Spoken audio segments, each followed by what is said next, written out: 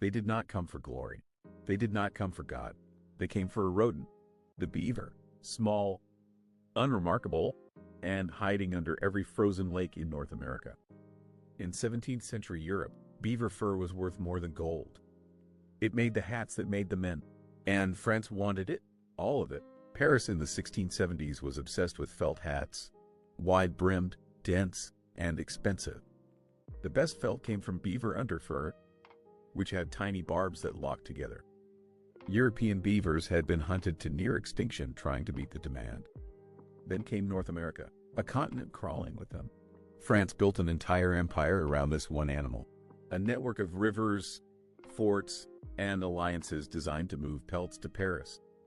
At the center of that network was a muddy portage in what became Chicago.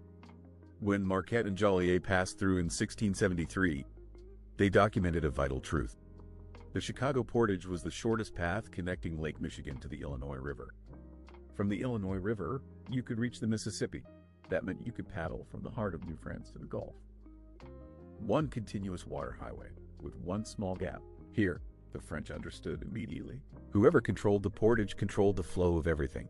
Furs north, trade goods south, soldiers, missionaries, and intelligence.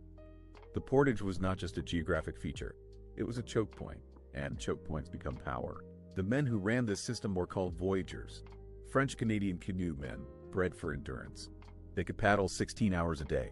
They carried 180-pound packs across muddy portage. They sang to keep rhythm.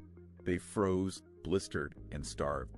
A voyageur's route might stretch 3,000 miles round trip before the ice came.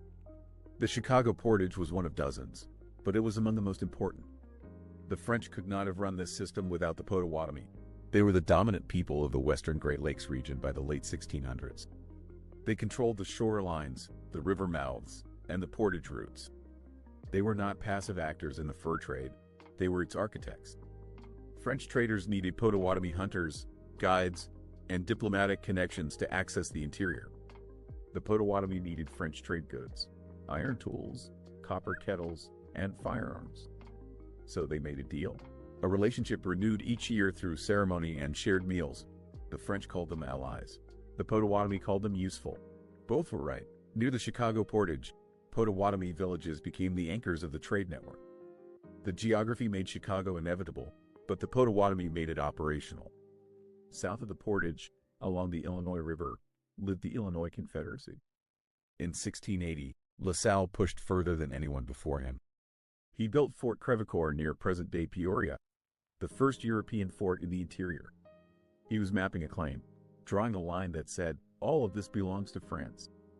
In 1682, he reached the mouth of the Mississippi and claimed the entire river basin. He named it Louisiana, after the king. The portage region now sat inside the largest land claim in the Western Hemisphere.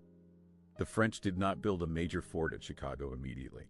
What they did build was infrastructure, a mission here, a trading post there. Travelers would camp at the portage.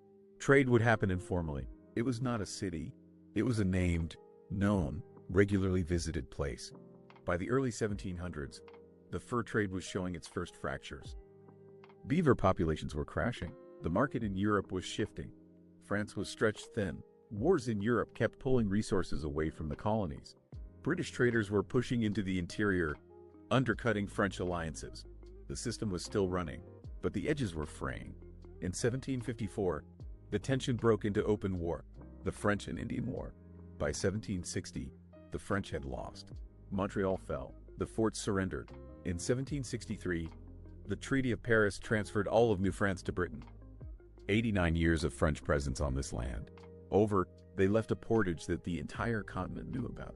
They left place names: Illinois, Michigan, Joliet, Marquette, that are still on the map today. The British had won the land, but the French had named its importance. This has been the Chicago Cipher. Every city has a story most people never hear. Episode 5 is coming. Subscribe so you do not miss it.